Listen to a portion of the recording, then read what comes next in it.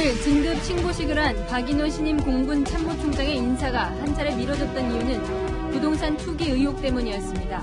박 총장의 아내가 대전의 재개발 대상지에 땅을 보유한 것으로 확인됐습니다. 임명 강행에 대한 비판이 예상됩니다. 단독 보도합니다. 요양병원을 불법 개설한 뒤 거액의 요양급여를 빼돌린 혐의로 재판에 넘겨진 윤석열 전 검찰총장의 장모가 1심 재판에서 징역 3년을 선고받고 법정 구속됐습니다. 출마 선언 사흘 만에 윤석열 전 검찰총장이 검증 시험대에 오르게 됐습니다. 장모의 실형 선고 직후 윤 전 총장은 법 적용에 예외가 없다는 원론적인 입장을 밝혔습니다. 민주당은 사필 규정, 몰락 같은 표현을 동원하며 총공세에 나섰습니다. 코로나19 델타 변이가 확산 조짐을 보이고 있습니다. 델타 변이 관련 집단 감염이 일어난 서울 홍대 술집 방문자가 부산의 술집을 방문했고 해당 술집을 방문한 대전 거주자까지 확진됐습니다. 유치원 통학 차량으로 버스 전용 차로를 이용해 출근한 김기덕 서울시 의원에게 의회가 윤리강령을 위반했다는 결론을 내렸습니다. 사실상 구두 경고에 그친 셈인데 제 식구 감싸기 비판이 나옵니다.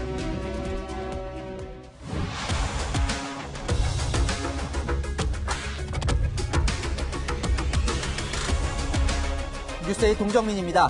정부가 인사를 공식 발표했다가 다음날 유보해서 논란이 됐던 박인호 신임 공군 참모총장이 오늘 정식 임명장을 받았습니다. 추가 검증이 필요하다는 이유로 보류됐었는데 그 이유가 무엇인지는 어떤 설명도 없었죠. 그래서 저희가 취재를 해봤습니다. 공군 참모총장 부인이 대전의 재개발이 예상되는 지역에 땅을 쪼개기 매입한 의혹이 문제였던 것으로 드러났습니다. 이동훈 기자의 단독 보도로 시작합니다. 박인호 신임 공군 참모총장이 아내 김모 씨와 함께 청와대에서 열린 진급 보직 신고식에 참석했습니다. 박 총장 임명안은 지난달 29일 국무회의에 상정돼 의결될 예정이었지만 추가 검증을 이유로 보류됐다 어제 임시 국무회의에서 처리됐습니다. 청와대와 국방부는 모두 추가 검증 사유에 대해 함구했는데 여권 관계자는 박 총장 아내의 대전 땅이 문제가 된 걸로 들었다고 전했습니다. 올해 발표된 공직자 재산 공개를 보면 아내 김 씨는 대전 은행동에 86제곱미터의 땅을 갖고 있습니다. 대전의 한 전통시장 일대 주차장 입구 땅인데 17년 전인 2004년 12명과 함께 전통시장 일대 공장 용지를 매입했고 1년 뒤 지분을 쪼개 나눠 가진 겁니다. 일각에서는 재개발 시 분양권을 노린 지분 쪼개기 매입이라는 의혹도 제기되고 있습니다. 가족이라든지 이런 걸로 추정되는 그런 이름들이 아니다 보니까 재개발 구역 안에서 입주권 목적으로 그렇게 투자한 것이 아닌가 하는 그런 의심이 들기는 들죠. 인근 공인중개사들은 이곳이 대전은행동 재개발 핵심 지역으로 공시가격은 평당 430만 원인데 거래가는 평당 1,200만 원 가량이라고 설명하고 있습니다. 박 총장 측은 투기 의혹에 대해 청와대에 충분히 해명을 했고 문제가 없다고 판단돼 임명된 것이라고 해명했습니다. 채널A 뉴스 이동훈입니다. 이 박인호 공군 참모총장 부인이 산 땅을 저희 취재진이 직접 찾아가 봤습니다. 현지에서 초역세권 알짜배기 땅으로 꼽는 곳이었는데요. 개발 기대감에 매물 자체가 몇 년째 없는 곳이었습니다. 정현우 기자가 이어갑니다. 박인호 공군 참모총장 부인이 사들인 땅, 현재는 주차장으로 사용되고 있습니다. 부인이 땅을 산 다음 해인 2005년, 이 일대는 정비 예정구역으로 지정됐습니다. 부동산 경기 침체로 10년 이상 중단됐다 지난 2019년 새 조합이 설립되면서 사업이 다시 추진되고 있습니다. 주민들은 재개발 소문이 돌던 10여 년 전부터 외지인들이 찾아와 땅을 사들였다고 말합니다. 저희들은 앞으로 한 2, 3년 내로는 아마 인수처가 이루어지지 않겠나. 요즘도 많죠. 거의 반반에 그 정도 될 거예요. 공인중개사들은 해당 토지에 대해 위치가 좋아 투자 가치가 높은 땅이라고 입을 모읍니다. 실제 KTX 대전역과 직선거리로 800m, 차로 5분 거리고 중앙로역과는 불과 300m 떨어져 있습니다. 대전 구도심 번화가입니다. 지하철 중앙로역도 연결돼 있는데요. 박 총장 부인이 산 땅까지는 얼마나 걸리는지 직접 재보겠습니다.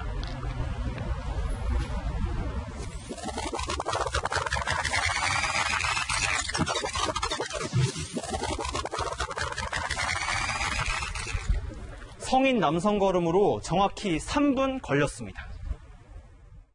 여기 옆에까지 7분 가까이 하는 매장에서 연장이 됐으니까. 개발 기대감이 커지면서 토지 매물은 몇 년째 자취를 감췄고 주택의 경우 최근 3년간 가격이 3배 뛰었다는 말도 나옵니다. 4~5평짜리 이제 주택이 있던 이제 단칸방짜리 그런 것들은 지금 뭐 평당 3천까지도 거래가 됐다는 얘기가 있었어요. 제가 2019년에 왔었을 때는 1,000만 원이 안 됐었거든요. 채널A 뉴스 정현우입니다. 그러니까 청와대는 이 투기 의혹을 파악하고도 임명을 강행했습니다. 그러잖아도 김기표 전 반부패 비서관의 이 부동산 논란 이후에 청와대의 부실한 인사 검증이 도마에 올라 있죠. 청와대는 당사자의 소명을 듣고 문제 없다 이렇게 판단했다지만 국민 눈높이와는 맞지 않는다는 지적도 나옵니다. 자, 청와대 출입하는 취재기자 연결합니다. 장원재 기자, 청와대 설명은 알고도 임명을 했다는 거군요. 네, 그렇습니다. 청와대의 설명은 제대로 검증했고 문제가 없다고 판단해 임명했다는 겁니다. 박 총장은 지난해부터 관보를 통해 재산을 공개해왔기 때문에 아내 소유의 대전 땅에 대해서는 쉽게 파악할 수 있었습니다. 청와대 관계자는 조금 전에 검증 과정에서 확인했고 문제가 없는 것으로 판단했다고 밝혔는데요. 문제가 없다고 판단한 이유에 대해서는 자세한 내용은 본인에게 물어봐라. 이렇게만 답했습니다. 박 총장에게도 물었지만 인사검증을 통해 모두 소명된 것으로 알고 있다는 말만 되풀이할 뿐 구체적인 내용에 대해서는 설명해주지 않았습니다. 박 총장 인사가 공식 발표된 뒤 국무회의 임명안 상정이 보류돼 논란이 됐었는데요. 청와대 관계자는 아내의 대전 부동산 문제 때문에 인사가 보류된 것은 아닌 것으로 알고 있다고 말했습니다. 그런데 한 여권 관계자는 채널A에 부동산 논란이 있었지만 군대 특성상 후보가 많지 않고 대안이 없어 임명을 강행한 것이라고 임명 강행 배경을 설명했습니다. 지금까지 채널A 뉴스 장원재입니다. 다음 소식입니다. 윤석열 전 검찰총장이 대선 출마 선언 사흘 만에 악재를 만났습니다. 윤 전 총장의 장모 최모 씨가 의료법 위반 혐의로 징역 3년 실형을 선고받고 법정 구속됐습니다. 6년 전에는 경찰이 입건조차 하지 않았는데 이번에 뒤집힌 거죠. 일단 오늘 판결 내용부터 김민곤 기자가 전해드립니다. 윤석열 전 검찰총장의 장모 최모 씨가 재판에 넘겨진 건 지난해 11월. 2013년 경기 파주에 요양병원을 세운 뒤 요양급여 23억 원가량을 불법으로 챙긴 혐의를 받았습니다. 윤 전 총장 정치선언 이후 첫 선고인데 심경이 어떠신가요? 7개월간 재판 끝에 재판부는 최 씨에게 징역 3년의 실형을 선고하고 법정 구속했습니다. 재판부는 비영리 의료기관을 운영하는 것처럼 꾸민 뒤 실제로는 영리 목적의 활동을 벌여 의료법을 위반했다고 봤습니다. 이 때문에 법에 허용되지 않은 병원의 요양급여 청구는 사기에 해당한다는 겁니다. 국민건강보험의 재정 악화와 경제적 부담을 가중시키는 결과를 초래한다는 점에서 죄가 가볍지 않다고 판결 이유를 밝혔습니다. 최 씨 측 변호인은 정치적 고발과 수사로 인한 판결이라며 강하게 반발했습니다. 최강욱, 황희석이라는 정치인이 윤 전 총장에 대한 공격 차원에서 중앙지검에 고발한 것이 맞습니다. 검찰의 이 사건 처분은 시작부터 정치적이고. 재판 전부터 법원 앞에는 윤 전 총장을 지지 반대하는 시민들이 몰려들었고 재판 결과에 희비가 엇갈렸습니다. 최 씨 측은 곧바로 항소할 방침입니다. 채널A 뉴스 김민곤입니다. 윤석열 전 총장은 판결 직후에 법 적용에 예외는 없다며 장모와 일단 선을 그었습니다. 윤 전 총장 측은 이번 사건과는 무관하다 이 점을 강조하고는 있지만 당혹스러운 분위기도 엿보입니다. 계속해서 조영민 기자입니다. 장모 최모 씨의 1심 선고 결과가 나온 직후 윤석열 전 검찰총장은 법 적용에는 누구나 예외가 없다는 게 내 소신이라고 대변인을 통해 밝혔습니다. 선고 전에는 입장 발표가 없다고 했다가 장모가 법정 구속까지 되자 사흘 전 대선 출마 때 밝힌 원론적 입장을 되풀이한 겁니다. 제 친인척이든 또는 어떠한 지위와 위치에 있던 분들이건 간에 수사와 재판, 법 적용에 있어서는 예외가 없어야 된다는 생각에 변함이 없고요. 윤 전 총장 캠프는 장모 사건에 대해 선긋기를 하는 분위기입니다. 윤 전 총장 측 관계자는 채널A와의 통화에서 장모 사건 수사가 이뤄질 당시 윤 전 총장은 지방고등검찰청으로 좌천된 상태였다며 이번 사건과 무관하다는 게 핵심이라고 했습니다. 사건을 전혀 몰랐을 뿐만 아니라 수사에 영향을 줄 요직에 있지도 않았다는 겁니다. 윤 전 총장은 이날 장모의 선고와 무관하게 예정된 일정을 소화했습니다. 재판이 열리기 전인 오전 10시에는 김영삼 전 대통령 기념관을, 선고 이후인 오후 2시에는 박정희 전 대통령 기념관을 찾았습니다. 채널A 뉴스 조용민입니다. 사필 규정이다.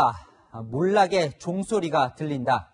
여권은 당대표 대선 주자 조국 전 장관까지 총공세에 나섰습니다. 김성규 기자 보도 보시고 오늘 장모 판결이 윤석열 전 총장에게 어떤 영향이 있을지 취재 기자와 짚어보겠습니다. 더불어민주당은 사법 정의가 드러났다며 윤석열 전 총장 연루 가능성을 제기하고 나섰습니다. 검찰총장 사이라는 외피가 사라지자 제대로 된 기소가 되고 법적 정의가 밝혀진 것 같습니다. 윤석열 후보의 책임 있는 언급이 필요하다 이렇게 생각합니다. 그동안 장모에 대한 수사가 제대로 진행되지 않은 게 검사인 윤 전 총장이 영향력을 행사했기 때문 아니냐는 게 민주당의 주장입니다. 장모와 윤 전 총장이 이른바 경제공동체라는 이유에서입니다. 경제공동체는 박근혜 전 대통령과 최순실로 불렸던 최서원 씨에 적용한 논리이기도 합니다. 여권 대권 주자들도 비판을 쏟아냈습니다. 사필 규정인 것 같고요. 우리 윤 전 총장께서도 개인적으로 보면 가슴 아프실 텐데 잘 대응하시기 바랍니다. 윤 전 총장과 갈등을 빚었던 추미애 전 장관은 거대한 악의 바벨탑이 드러나기 시작했다고 비판했습니다. 다른 주자들도 파렴치함이 드러났다. 윤 전 총장이 불법 사실을 인지했는지 명백히 밝혀라 등 목소리를 높였습니다. 민주당 의원들도 가세했습니다. 이제 검증의 시간입니다. 조국 전 장관에 대해서 윤석열 씨가 했다는 말을 인용해서 그대로 돌려드리겠습니다. 윤석열 씨가 대통령 후보가 되어서는 안 됩니다. 또 얼마나 국민을 속여왔는지 잘 보여준다. 몰락의 종소리가 들린다는 등 혹독한 검증을 예고하기도 했습니다. 조국 전 장관은 윤 전 총장 장모 선고 후 6시간 동안 SNS에 9개의 글을 올렸습니다. 국민 약탈 장모라는 글도 올렸는데 윤 전 총장이 문재인 정부를 국민 약탈 정부로 비판한 것을 꼬집은 것으로 보입니다. 채널A 뉴스 김성규입니다.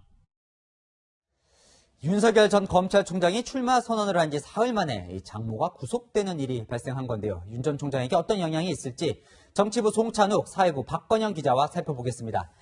먼저 박건영 기자, 일단 6년 전에 경찰이 입건도 안 했던 사건인데 이렇게 완전히 뒤집힌 판결이 나온 이유가 뭔가요? 우선 같은 사건을 놓고 결론이 달라진 건 바로 책임 면제 각서 때문입니다. 이 최 씨는 2014년 의료법인 이사장직에서 물러나면서요. 병원 운영에 관한 법적 책임을 지지 않는다. 이런 내용의 각서를 동업자들에게 받았는데요. 지난 2015년 경찰과 검찰 수사 과정에서 이 각서는 병원 경영에 관여하지 않았다. 이런 최 씨의 주장을 뒷받침하는 증거가 됐습니다. 하지만 이를 근거로 이 최 씨는 단순 투자자다. 당시에는 그렇게 판단을 했었거든요. 네. 근데 이번엔 달랐습니다. 이 재판부는 오히려 책임 면제 각서를 쓰게 한 것이 병원 설립과 운영에 최 씨가 관여했다는 반증으로 추정했는데요. 또 공범들의 이 범행을 중단시키지도 않고 각서를 받아서 자신의 책임을 은폐, 축소하는 데 관심을 기울였다. 이렇게 판단했습니다. 이게 궁금하던데 오늘 판결에 그럼 윤석열 이름 석자가 등장을 합니까? 이 윤 전 총장의 이름은 등장하지 않습니다. 애초에 이 사건과 관련해서 윤 전 총장은 고발조차 되지 않았고요.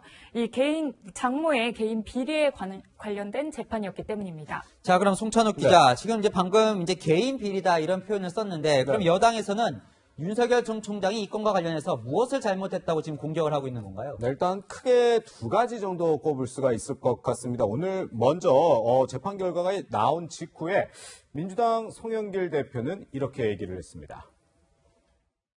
자신의 부인과 또 장모와의 관계이기 때문에 사실상 경제 공동체 논리가 적용될 수도 있는데 네, 이번 재판과 경제 공동체론 이게 무슨 뜻인지 민주당 관계자에게 물었더니 윤 전 총장이 국정농단 사건 때 처음 만들었던 이 개념을 본인에게도 적용해야 한다는 의미라고 말했습니다.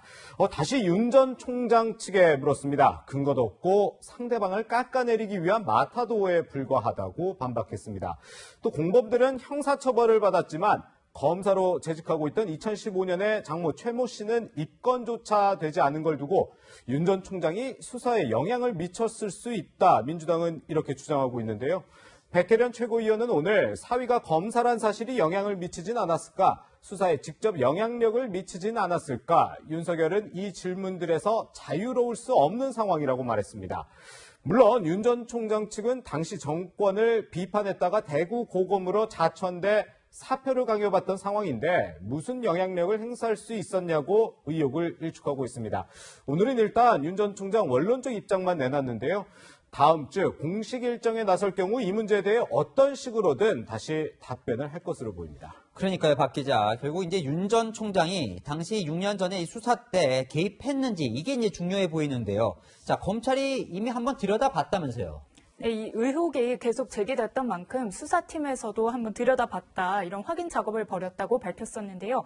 지난해 11월에 당시 수사 관계자, 이쪽 검찰 수사팀에서는 수사 관계자 등을 상대로 조사를 했는데 연관성은 확인되지 않았다 이렇게 밝혔습니다. 그래요. 이렇게 말하지만 뭐 윤석열 전 총장에게 이게 뭐 호재는 당연히 아닐 텐데요. 네네. 지금 야당 분위기는 어떻습니까? 네, 우선 뭐 국민의힘 이준석 대표 이 사안에 대해서 얘기했는데 한번 직접 들어보시죠. 대한민국은 어쨌든 연좌를 하지 않는 나라이기 때문에 뭐 그런 부분에 대한 것들은 국민들이 판단할 것이다 이렇게 봅니다. 네, 대체로 윤 전 총장이 선을 그었듯이 본인과의 연관성이 드러나지 않았으니 크게 문제될 게 없다는 반응입니다. 다만 국민의힘 한 관계자는 민주당 입장에서 공격하기 좋고 국민들에겐 의심을 불러일으킬 수 있는 논란거리인 건 사실이라고 말했습니다.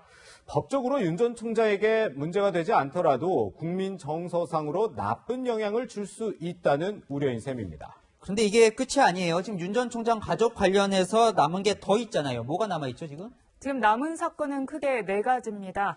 우선 장모 최 씨는 2013년 경기 성남시 땅을 매입할 때 이 통장 잔고 증명서를 위조한 혐의로 재판을 받고 있고요. 또 양주 추모공원 경영권을 가로챘다. 이런 의혹도 제기돼서 경찰 수사가 진행 중입니다. 윤 전 총장의 아내 김건희 씨는 도이치모터스의 주가 조작에 관여했다는 의혹과 또 전시회 후원금 부당수수 의혹에 대해서 검찰 수사를 받고 있습니다. 그리고 이제 수사도 나오고 재판도 나오고 여당 측은 계속 문제를 삼을 텐데 네. 정치권도 계속 시끄럽겠군요. 네, 그런데 이 최근 윤 전 총장과 관련해서 이 정치권에서 가장 시끄러운 주제 가운데 하나 이 아내 김건희 씨 관련일 겁니다. 방금 박건영 기자가 전해준 이런 뭐 재판이나 수사 사안이 아니라 이 아내의 과거 이력에 대해 이런저런 말이 나오는 것에 대한 건데 이 김 씨는 이거에 대해서 이제 기가 막힌다, 소설을 쓴 거다 이렇게 강하게 반박한 바가 있습니다. 그런데요. 이런 의혹이 사실이든 아니든 대통령 후보로서 윤 전 총장에 대한 검증 대상이 되는지는 좀 따져봐야 할 것 같습니다. 아내의 이력이기 때문인데요. 정치권에선 이런 목소리가 나왔습니다. 대선 후보 배우자의 과거 직업이 어쨌다느니 예명이 뭐였다느니 하는 식의 이야기를 시민들이 대체 왜 들어야 하는지 이해할 수 없다. 강민진 청년정의당 대표의 얘기입니다. 네, 여기까지 듣겠습니다. 지금까지 정치부 송찬욱, 사회부 박건영 기자와 살펴봤습니다. 다음 소식입니다. 여당은 이 대선 주자 간의 내부 난타전이 시작됐습니다. 조국 전 장관 이슈로 시작이 됐지만 다른 이슈로까지 번지고 있는데요. 이재명 지사가 한마디 하면 다른 주자들이 달려들어 공격하는 양상입니다. 최성 기자입니다. 조국 흑서 저자인 김경률 회계사 영입 불발을 두고 민주당 대선 주자들 간 난타전이 시작됐습니다. 김 회계사 영입을 괜찮은 아이템이라고 한 이재명 경기지사를 향해 다른 주자들이 공격했습니다. 정세균 전 총리는 SNS에 뒤늦게 듣고 귀를 의심했다면서 당의 정체성은 변질된 아이템으로 급조할 일이 아니다라고 저격했습니다. 이재명 후보님께도 묻고 싶습니다. 김경률 회계사의 그동안의 언동이 정녕 국민의 시각이라고 여기고 계시는 겁니까? 이 지사는 국민의 눈높이라고 받아쳤습니다. 내부의 경쟁을 넘어서서 그 다음 단계는 외부의 경쟁을 해야 됩니다. 결국은 우리 국민들의 눈높이에서 결과가 날 것인데 지나치게 예민해지면 국민들이 보실 때 참 여유가 없어 보이고 대승적으로 대범하게. 이 지사의 영남 역차별 발언도 논란이 됐습니다. 오히려 저는 영남 지역이 역차별을 받고 있는 상황이 됐다고 생각합니다. 이낙연 전 민주당 대표는 망국적인 지역주의 망령에 부활로 이어지지 않을까 걱정된다고 공개 비판했고, 이 전 대표 측에서는 진짜 약장수는 이 지사라는 노골적인 비판도 나왔습니다. 정 전 총리도 차별적 발상이라고 비판하며 야권의 홍준표 후보의 말인 줄 알았다고 저격했습니다. 주자 간 갈등이 격해진 사이 또 다른 면접관 김소연 유닉 대표도 그만두는 등 경선이 초반부터 삐걱거리는 양상입니다. 이제 압박 면접이 면접자로 이렇게 초대를 해놓고서는 결국 스스로 자기 부정한 거 아닙니까? 민주당은 참 갈 길이 멀다. 민주당 지도부는 새로운 면접관을 영입해 경선 일정을 예정대로 소화하겠다는 입장입니다. 채널A 뉴스 최선입니다.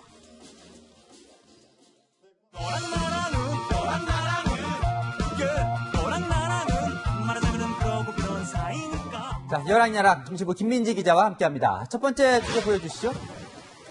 망둥이 뛰니 숭어도, 원래는 숭어가 뛰니 망둥이도 뛴다, 이거 아닌가요? 그렇습니다. 분수와 주제도 모르고 남들 따라서 덩달아 무언가를 한다 할 때 쓰이는 말이잖아요. 국민의힘 초선인 윤희숙 의원이 대선 출마를 한다고 하니까 이런 비판이 나왔었는데요. 오늘 선언식에서 이렇게 맞받아쳤습니다. 아무리 야비하고 창피스러운 짓이라도 권력 유지를 위해서라면 다 괜찮다? 이런 것이 현실 정치라면 이런 정치 경험은 없어도 좋지 않겠습니까? 네, 처음에 이 망둥이, 이 속담으로 유니언 공격한 게 어디서 나온 거예요? 국민의힘 의원들의 단체 채팅방에서 나온 말입니다. 얼마 전에 복당한 홍준표 의원이 어제 오전에 이 방에 초대를 받았습니다. 그런데 이 방에 윤 의원의 대선 출마 소식이 뜨니까 홍 의원이 저 속담을 올린 겁니다. 초선의 김웅 의원이 누가 숭어고 누가 망둥이냐 이렇게 따져 묻자 홍 의원은 메시지를 지우고 대화방을 나갔습니다. 그럼 윤희숙 의원도 저 대화방에 있었던 겁니까? 네, 현역 의원 전체가 들어있는 방이니까요. 뭐 기분이 별로 좋진 않았을 것 같은데 윤 의원도 무슨 반응을 냈겠죠? 그래서 제가 오늘 직접 물어봤습니다. 들어보시죠. 문재인 의원이 망둥어라는 물고기 비유한 이야기도 했다는데 망둥어가 뛰니까 숭어도 뛴다라는 말씀을 하시는 분도 많아요.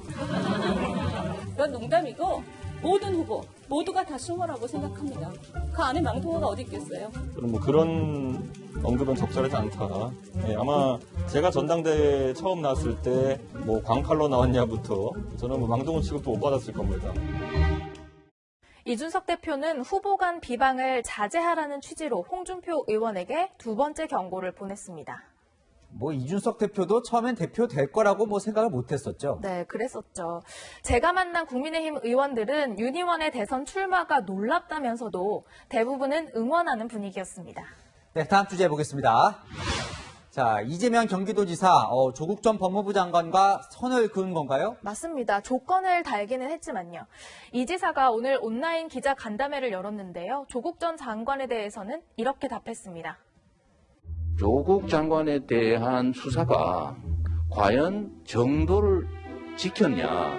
저는 아니라고 생각합니다. 분명히 지나쳤습니다. 법원의 결정으로 만약 유죄가 확정이 되면 조국 전 장관 가족들께서도 책임을 져야 되겠죠.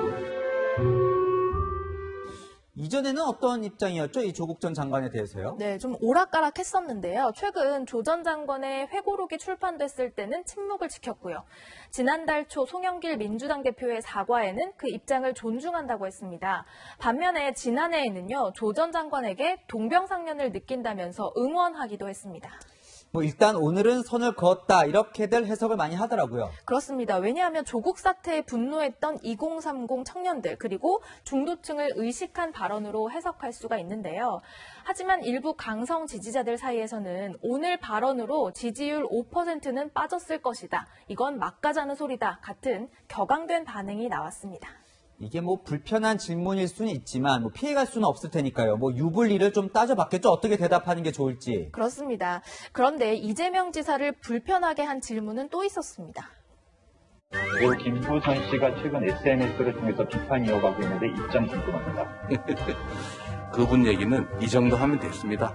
얼마나 더 증명을 해야 되겠어요. 판단은 우리 국민들께서 해주시면 될 것 같습니다. 불편한 질문도 피하지 않고 잘 받아치면 오히려 점수를 따는 경우도 많죠. 돌파를 할지 물러설지 하루하루 대선 주자들의 고민이 깊을 것 같습니다. 그러게요. 가족 질문에는 이 죄송하다며 몸을 낮추더니 또 이 문제는 강하게 대처를 하는군요. 여랑야랑이었습니다. 네, 김기덕 서울시 의원이 유치원 통학 차량을 타고 버스 전용 차로로 출근하는 모습. 저희 채널A가 보도한 후 많은 시민들의 공분을 샀죠. 하지만 서울시의회가 김 의원에게 징계를 내리지 않기로 했습니다. 제 식구 감싸기라는 비판이 예상되는데 왜 이런 결정을 내렸는지 장하연 기자가 물어봤습니다. 바쁜 아침 시간 유치원 통학 차량에 올라 버스 전용 차로로 출근하는 모습이 포착돼 물의를 일으켰던 김기덕 서울시 의원. 근데 의원님은 사실 어린이는 아니시잖아요. 예. 설립자로서 당연히 차도 탈 수도 있는 거죠. 서울시 의회는 김 의원이 품위 유지 의무를 위반한 소지가 있다고 보고 윤리심사위원회를 열었습니다. 지난 1956년 서울시 의회가 개회한 이후 윤리위가 열린 건 이번이 두 번째입니다. 비공개로 1시간 논의 끝에 내려진 결론은 윤리 강령 위반. 하지만 징계를 내리지는 않기로 했습니다. 자치법규를 위반한 의원에겐 공개회의에서의 경고, 사과, 30일 이내 출석 정지와 제명까지 징계를 내리도록 규정돼 있는데 김 의원은 아무런 징계도 받지 않는 겁니다. 윤리위원회 관계자는 김 의원이 입장문을 통해 사과의 뜻을 밝혔고 각 의원들에게도 문자를 보내 충분히 사과한 점이 반영됐다고 이번 결정의 배경을 설명했습니다. 윤리특위위원 14명 중 2명을 제외하고 모두 김 의원과 같은 더불어민주당 소속. 제 식구 감싸기 아니냐는 지적이 나옵니다. 한마디로 말해서 부끄럽다. 윤리위원회는 의미도 없고 제 식구 감싸기밖에 안 되는 거 아니에요, 그게. 엄연한 법규 위반에도 사실상 면죄부를 준 시의회 결정이 시민들의 지지를 받기는 쉽지 않아 보입니다. 채널A 뉴스 장하연입니다. 코로나 신규 확진자가 826명 추가되며 6개월 만에 800명을 넘었습니다. 특히 수도권은 거리두기 3단계 기준에 도달했고 젊은 층의 감염 상황이 심각합니다. 여기에 수도권발 델타 변이 바이러스가 전국으로 퍼져나가고 있습니다. 심상치 않은 코로나 확진 상황, 황규락 기자가 종합했습니다. 오늘 0시 기준 국내 코로나19 확진자 826명 중 수도권 확진자는 619명으로 80% 이상을 차지했습니다. 수도권 주간 일평균 확진자 수도 509명으로 새 거리두기 기준상 3단계 적용 기준인 500명을 넘었습니다. 수도권의 유행 상황이 굉장히 위험하고 엄중한 상황입니다. 사회적 거리두기 등이 완화되면서 사람들 간의 모임이나 회식, 대면 접촉이 늘어나면서 특히 젊은 층을 중심으로 유행이 전파가 되고 있습니다. 코로나19 유행 확산을 가늠하게 해주는 기초재생산지수는 1.2로 매일 2만 명씩 확진자가 발생하는 영국과 비슷한 상황입니다. 실제는 열흘 전에 감염돼서 잠복기를 거쳐서 증상이 나오고 PCR 확진 후 나온 집계지 지금은 오히려 1000명대 그 이상이 나올 가능성도 있는 겁니다. 수도권발 델타 변이의 확산 조짐도 심상치 않습니다. 델타 변이 관련 집단 감염이 일어난 서울 홍대의 술집 방문자가 8일 후 부산의 술집을 방문한 뒤 확진 판정을 받았는데 해당 술집을 방문한 대전 거주자까지 확진됐습니다. 여기에 부산에서 하루 새 40명이 넘는 확진자가 발생하면서 새 거리두기 시행 이틀 만에 연쇄 감염이 일어나고 있습니다.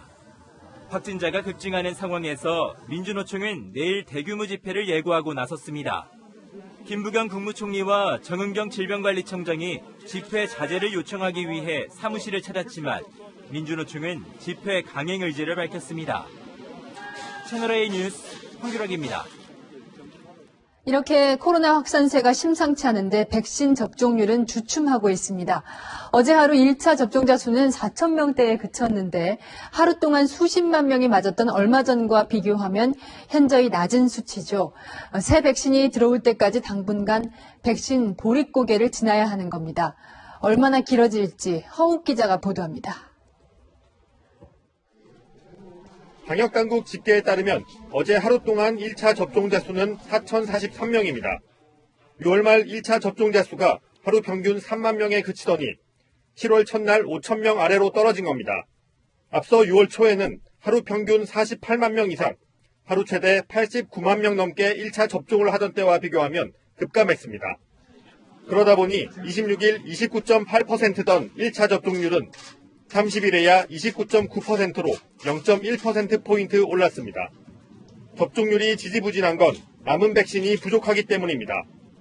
올 상반기 고령자 위주로 백신 접종 속도전을 펼치면서 하반기 물량이 공급되기 전까지 공백이 생긴 겁니다. 빨리 시작해서 최대한 속도를 갖추자는 거였는데 25%까지는 거의 이제 30%까지는 성공을 했는데 그 다음에 후속 물량이 없었던 거죠. 첫 단추를 잘못 끼워서 그런 거예요. 현재 국내에 남아있는 백신량은 198만 6천 회분. 50대 접종이 시작되는 7월 말에야 본격적으로 백신 수급이 정상화될 것으로 보입니다. 하지만 7월 휴가철 인구 이동과 에어컨이 있는 밀폐된 실내 활동이 늘어나는 등 코로나 재확산 기폭제가 될 위험 요인이 곳곳에 도사리고 있어 백신 공백에 대한 우려가 커지고 있습니다. 채널A 뉴스 허욱입니다. 코로나가 우리 몸 어느 통로로 들어와 감염되는지 국내 연구진이 처음으로 밝혀냈습니다. 입이 아니라 코에 있는 세포에서 감염과 복제가 이루어진다는 내용입니다. 그러니까 마스크로 입만 가리는 것은 감염 차단 효과가 없다는 얘기겠죠. 황수연 기자가 자세히 설명해드립니다. 공기 중 침 방울이 호흡기를 통해 인체에 침투하는 것으로 알려진 코로나19 바이러스. 발병 1년 6개월 만에 구체적인 인체 감염 경로를 국내 연구진이 처음 찾아냈습니다. 코로나 바이러스 돌기가 단백질 세포 스파이크에 잘 달라붙는데 입이 아닌 코로 코 속에서도 단백질로 구성된 섬모세포에서 바이러스 감염과 복제가 이루어진다는 겁니다. 바이러스들이 우리 몸 안에 특히 코 안에 있는 섬모세포에 집중적으로 감염되고 증식되고 전파된다는 그런 사실을 확인하였고 실제로 입이나 비인두 세포에선 바이러스가 나오지 않았습니다. 결국 코가 외부에 노출되지 않도록 마스크를 바르게 착용하는 게 중요한 겁니다.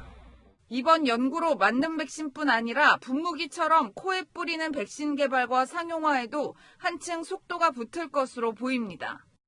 비강내 코로나19 백신을 투여하여 코로나 바이러스에 대한 비강내 전망 능력을 형성하는 것이 코로나19에 대한 가장 효율적인 예방이 될 것입니다. 일단 러시아가 당장 9월에 백신 주사를 맞을 수 없는 어린아이를 위한 스프레이 백신을 출시할 예정인데 다른 나라도 앞다퉈 코에 뿌리는 백신을 내놓을 전망입니다. 채널A 뉴스 황수연입니다. 백신을 맞은 사람들은 해외 출국이 쉬워진다고 알려졌죠. 말처럼 쉽지 않습니다. 출국할 때 내야 하는 코로나 음성 확인서를 받는 일부터 중구난방입니다. 이솔 기자가 보도합니다. 출장 때문에 미국을 자주 오가는 이선우 씨. 출국할 때 코로나19 음성 확인서를 제출해야 한다는 안내를 받았습니다. 하지만 확인서를 발급받을 병원 찾기부터 쉽지 않았습니다. 여러 군데를 전화를 해봤어요. 그 병원 찾느라고 굉장히 고생을 많이 했었습니다. 질병청이 지정한 코로나19 검사기관은 전국에 179곳. 출국하려면 영문 확인서가 필수지만 발급이 가능한 곳이 어딘지 방역당국조차 파악하지 못하고 있습니다. 영문으로 되느냐 안 되느냐는 직접 전화를 해보셔야 됩니다. 비용도 제각각입니다. 주중에는 12만 원, 1,000원 나오고 발급비용은 2만 원 따로 있어요. 진단서랑 PCR 검사 같이 해서 17만 6천 원. 보건소에서 진단검사는 무료지만 확인서는 발급해주지 않습니다. 해외 출국 그거는 검사는 상관이 없는데 동의를 받을 수가 없어요. 그러니까 저희가 이제 떼드렸는데 공항에서 안 된다고 하는 것들이 너무 많아가지고. 시민들은 복잡한 절차에 비용까지 부담일 수밖에 없습니다. 4명이니까 40만 원 내고 보건소에서 받으면 무료인데 이렇게 받으니까. 영어 안내조차 없어 외국인들은 더 어렵습니다.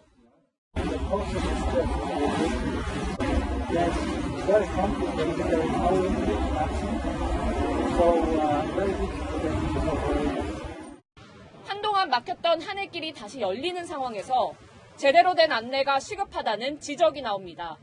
채널A 뉴스 이소리입니다.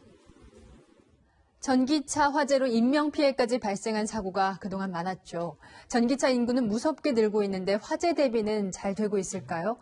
전기차는 일반 차보다 화재를 진압하는 것이 훨씬 힘들다는데 전기차용 진화 장비를 살펴보니 턱없이 모자라는 상황이었습니다. 김호영 기자가 알아봤습니다.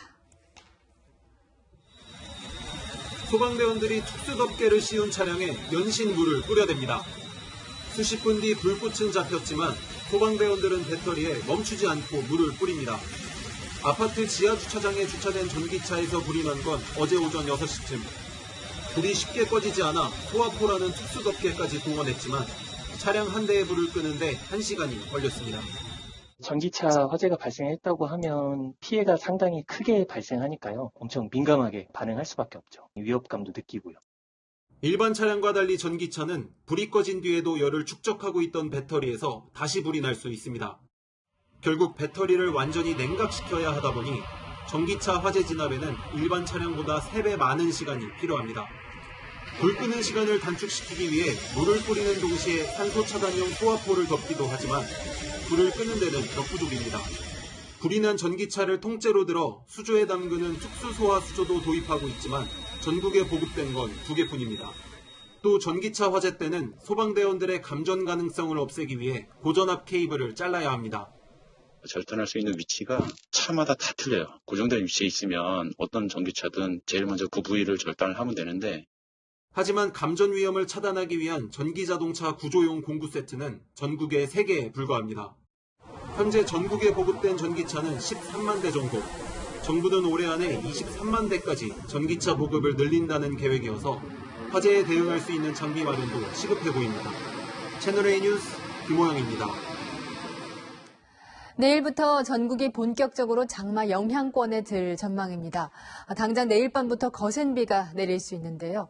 시작부터 집중호우라 걱정이 적지 않습니다. 강병규 기자입니다. 34년 만에 가장 늦은 지각장마, 이번 장마는 내일 시작됩니다. 출발이 늦은 만큼 시작부터 요란할 전망입니다. 중부지방과 전라도, 남해안은 이번 주말 50에서 100mm, 많게는 150mm가 내릴 걸로 보입니다. 문제는 집중호우입니다.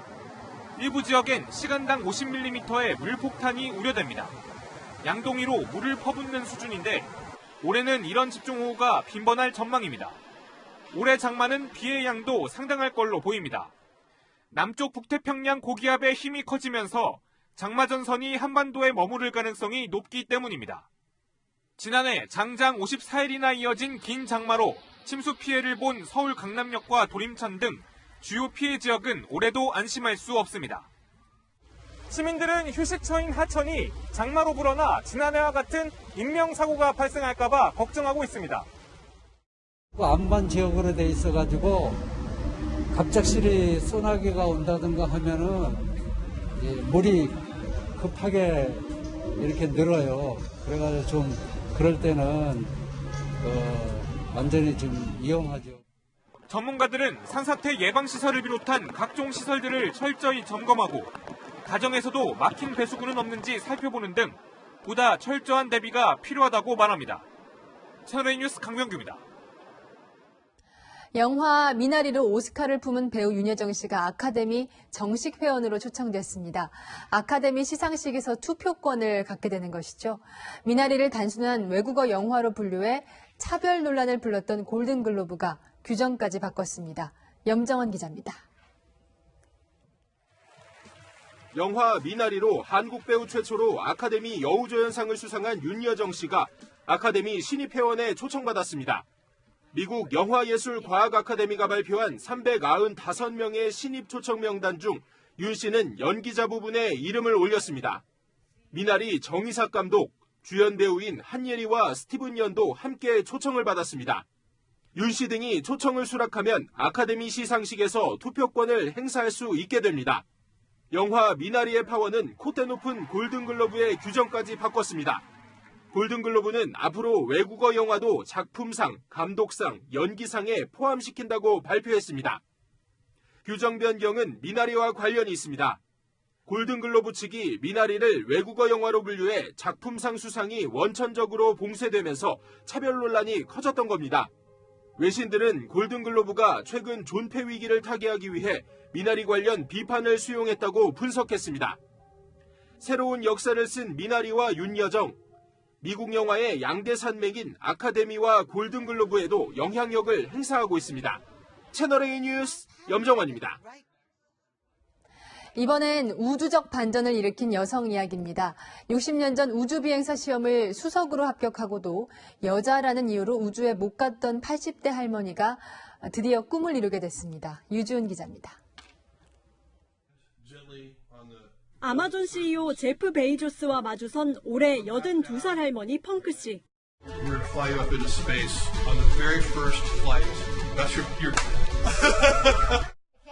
우주 여행을 할 수 있다는 소식에 기쁨을 감추지 못합니다. 펑크는 아폴로 11호가 달에 착륙한 지 52주년이 되는 오는 20일 우주 관광 로켓 뉴 셰퍼드를 타고 우주 여행에 나섭니다. 베이조스 형제와 300억 원이 넘는 돈을 주고 좌석을 낙찰받은 익명의 부호가 함께 탑승합니다. 이들은 100km 상공까지 올랐다가 무중력 상태를 체험하고 다시 발사지인 서부 텍사스 사막으로 돌아올 예정입니다. You're in zero gravity for 4 minutes. What's the first thing you say? I will say, honey, that was the best thing that ever happened to me. 펑크의 꿈은 60년 전 나사 우주비행사 시험을 통과하며 시작됐습니다. They told me that I had done better and completed the work faster than any of the guys. 남녀 통틀어 1등을 했지만 여성은 전투기 조종을 할 수 없다는 미 공군 규정에 따라 결국 비행단에는 들지 못했습니다. They said, Wally, you're a girl. You can't do that. I said, guess what? Doesn't matter what you are. You can still do it if you want to do it. 그래도 포기하지 않았습니다. 조종사로 약 2만 시간을 비행하고 미 연방항공청의 첫 여성 감사관 등을 지낸 뒤 은퇴했습니다. 최고령 우주 여행자로 기록될 펑크를 두고 외신들은 우주적 반전이라고 표현했습니다. 채널A 뉴스 유주은입니다. 무려 34년 만에 장마가 7월에 시작됩니다. 내일 오전 제주부터 시작되는 이번 장마 벌써 걱정인데요. 내일 늦은 밤부터 모레 오전에 시간당 50mm 이상의 물폭탄이 예상되기 때문입니다. 보통 비가 시간당 30mm가량 내리기만 해도 와이퍼를 빠르게 작동해도 앞이 보이지 않는 정도가 되고요. 시간당 50mm가량 내릴 땐 이 폭포수가 쏟아지는 것과 비슷합니다. 이틀간 중부와 호남, 남해안과 제주에 총 100mm, 많은 곳은 150mm가량 오겠고요. 그 밖의 지역에도 80mm가량으로 많은 예상 강수량이 예상됩니다. 게다가 천둥 번개가 동반되고 비바람도 몰아치겠습니다. 남부 서해안과 제주엔 최대 순간 풍속 초속 20m의 돌풍이 불겠고요. 그 밖의 지역에도 바람이 강하겠습니다. 내일은 서울이 28도, 대구 25도로 예상돼 더위는 주춤하겠습니다. 날씨였습니다. 마타도어, 이 단어의 기원을 아십니까? 이 투 경기에서 소의 마지막 숨을 끊는 투사를 뜻하는 스페인어인데요. 우리나라에서는 상대에 타격을 주는 근거 없는 흑색 선전을 뜻하는 단어로 쓰이죠. 대선 국면이 불붙으면서 후보 본인뿐 아니라 가족 사생활까지 여러 이슈가 본물 터지듯 제기되는데요. 이게 진짜 검증이 필요한 의혹인지 눈을 흐리는 마타도어인지 유권자들도 잘 따져봐야겠습니다. 오늘의 한마디는 시작된 소용돌이로 하겠습니다. 오늘 뉴스 여기까지입니다. 내일도 뉴스입니다.